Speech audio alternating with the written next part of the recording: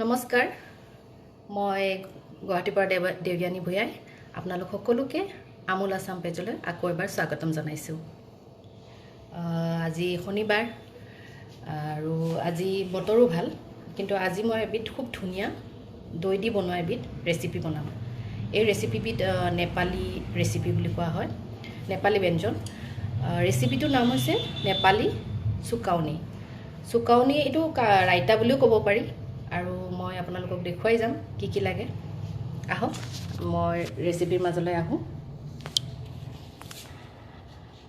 আমুলৰ বস্তুৱে ব্যৱহাৰ হ'ব সকলো, যিহেতু আমুল আসাম পেজ হয়, সেইকাৰণে ইয়াৰ বাবে লাগিব আমুল দৈ, বইল কৰি লোৱা আলু, ইয়াত স্লাইচ স্লাইচ কাটি লোৱা পিঁয়াজ, আৰু এইখিনি মছলা ব্যৱহাৰ কৰিম: জিৰা, জলকীয়াৰ গুড়ি, নিমখ, নহৰু, আদা, আৰু এইটো ৰাই বুলি যে কয়, এয়া ক'লা সৰিয়হ, আৰু এইটো তাৰকা দিম নৰসিংহ পাতেৰে। আহক মই ৰেচিপিটো দেখুৱাই যাওঁ কি কি ব্যৱহাৰ কৰিম।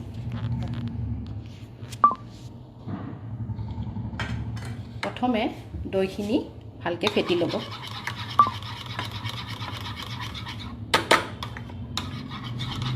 দৈখিনি খুব ধুনীয়া গোটা, আমুল দৈখিনি এনেকুৱাই খুব ধুনীয়া গোটা হয়।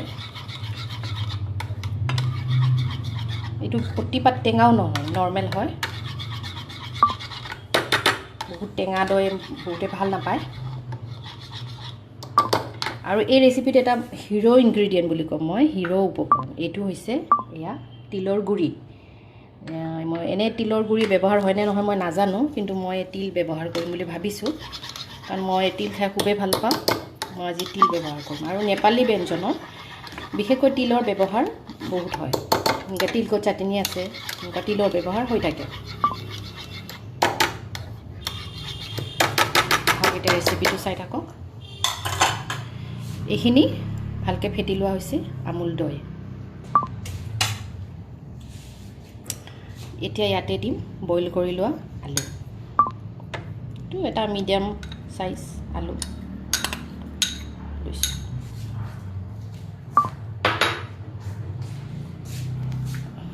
ইয়াতে দিম কাটি লোৱা স্লাইচ স্লাইচ কৰা পিঁয়াজ।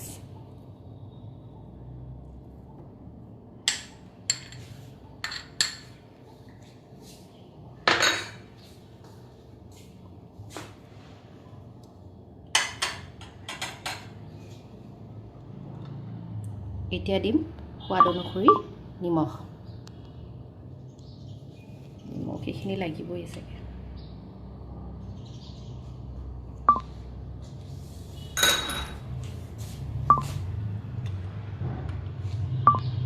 জিৰা গুড়ি,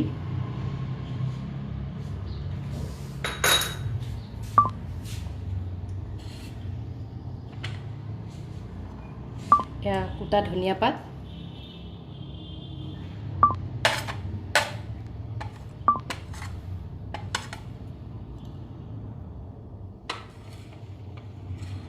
আৰু মই ভোট জলকীয়া খাই ভাল পাওঁ।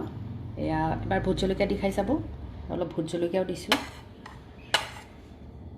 কেঁচা ভোট জলকীয়াটো দিছোঁ।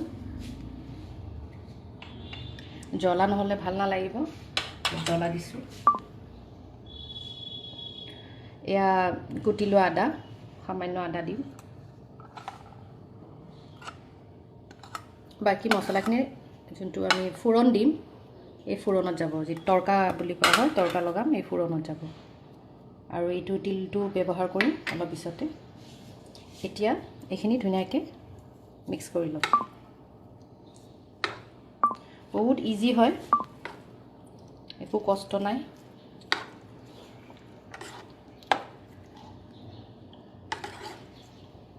ফ্লেভাৰটো আপোনালোকে কেনেকুৱা পায় নাজানো। এইটো মোৰ বোধৰে এইটো আলু ৰাইতা নিচিনাই হয়, কিন্তু ইয়াতে অকণমান ডিফাৰেণ্ট টেষ্ট এটা পাব আপোনালোকে যদি তিল ব্যৱহাৰ কৰে। এয়া মই বহুতবাৰ বনাইছোঁ। মই ভাবিলোঁ এবাৰ এইটো ৰেচিপি এবাৰ দি চাওঁ, আপোনালোকক শ্বেয়াৰ কৰোঁ। আজি দুপৰীয়া সকলোৱে মানে পটকৈ লাইভ অহা নাই। আজি মই লাইভ আহিলোঁ, সো কোনে কোনে চাই আছে মই দেখা পোৱা নাই এতিয়া বৰ্তমান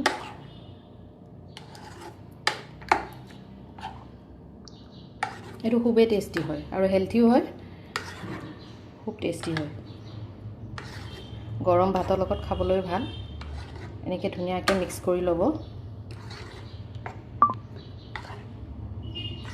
এটা অকণমান সামান্য হালধি দি দিওঁ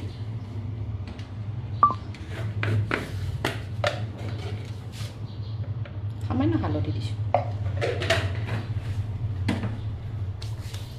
বহুতে ফুৰণ দিওঁতে কচুৰি মিঠিও ব্যৱহাৰ কৰে বাট মই কচুৰি মিঠি নিদিওঁ মই নৰসিংহৰ পাত দিম বহুত সোৱাদ হয় নৰসিংহৰ পাত দিলে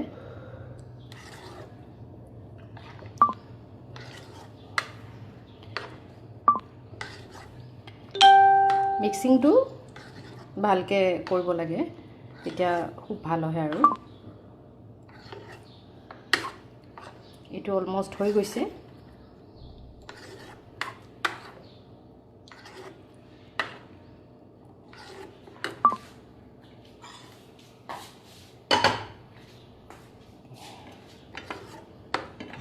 এতিয়া মই তৰকা লগাম গেছটো জ্বলাই লওঁ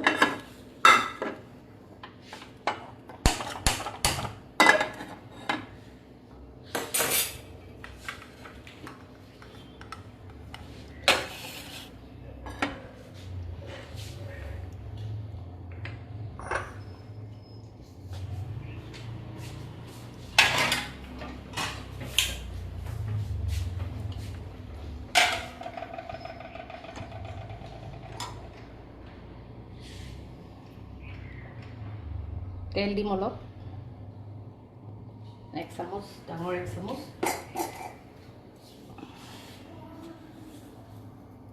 ডাঙৰ এক চামুচ তেল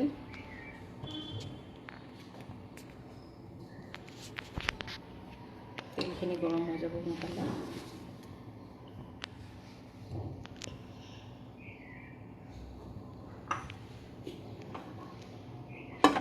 এয়া ধোঁৱা ওলাইছে গৰম হৈছে এতিয়া মই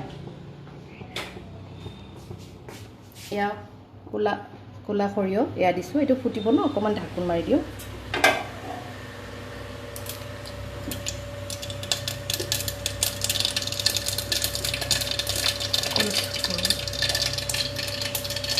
এতিয়া দিম এয়া জিৰা গোটা জিৰা ফোৰণ হোৱাৰ পিছত এয়া কুটি লোৱা নহৰু দিছোঁ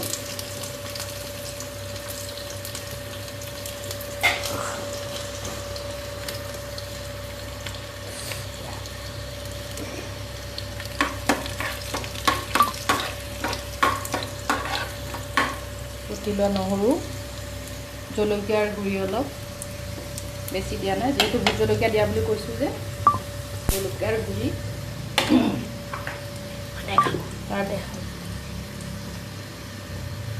আছে নৰসিংহৰ পাত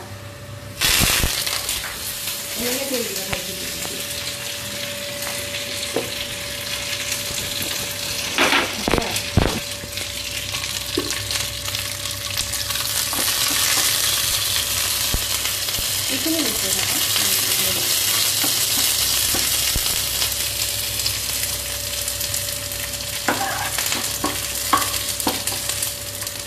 ধুনীয়াকৈ নৰসিংহ পাতখিনি অলপ ভজা গ'লে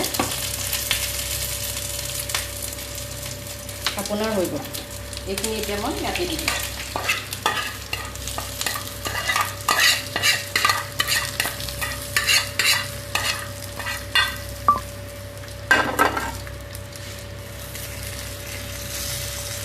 এতিয়া দিম এয়া তিলৰ গুড়ি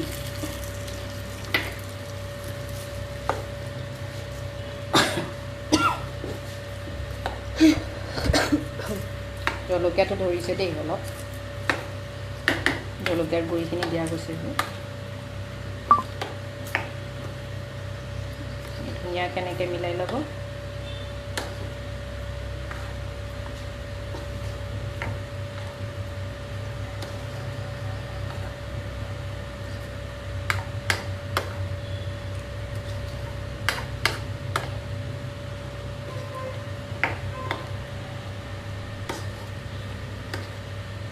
মিক্সিংটো ভাল কৰিব লাগিব, মিক্সিংটো ভাল হ'লে সোৱাদ হয়।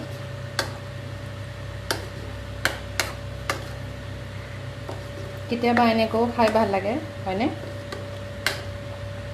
এতিয়া মই প্লেটিং কৰোঁ।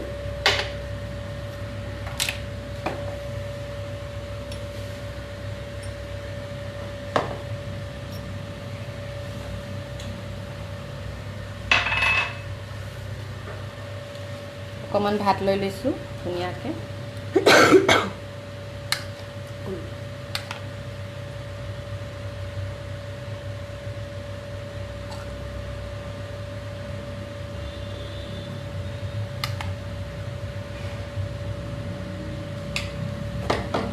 আৰু অলপ ঘি দিওঁ ভাতত, আমুল ঘি।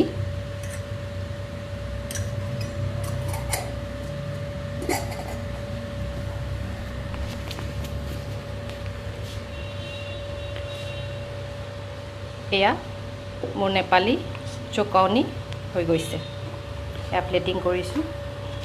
আৰু আপোনালোকে এনেকৈ ধুনীয়াকৈ দুপৰীয়া সাজো খাব পাৰে, কেতিয়াবা জল্দি জল্দি খাবলৈ মন গ'লে, আৰু খুবেই টেষ্টি হয়। ইয়াতে মই আকৌ এবাৰ আমুল আছামক ধন্যবাদ জনালোঁ মোক এইখিনি সুবিধা দিয়াৰ বাবে। Thank you. আকৌ লগ পাম। Enjoy your mill.